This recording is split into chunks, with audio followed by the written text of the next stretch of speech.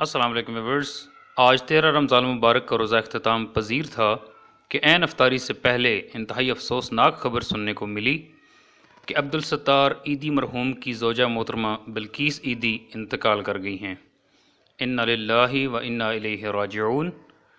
انتقال کے وقت ان کی عمر 74 سال تھی۔ بلقیس عیدی وہ شخصیت تھی جن کے بارے میں عبدالستار عیدی صاحب نے کہا تھا کہ اگر بلقیس میرے ساتھ نہ ہوتی تو میں اس مقام تک نہ پہنچ پاتا۔ بلقیس عیدی کو رمضان المبارک سے 2 دن پہلے دل کا اٹیک ہوا تھا۔ وہ کراچی کے ایک نجی ہاسپٹل میں زیر علاج تھیں۔ عبدالستار عیدی صاحب کے بعد عیدی فاؤنڈیشن کی چیئرپرسن تھیں۔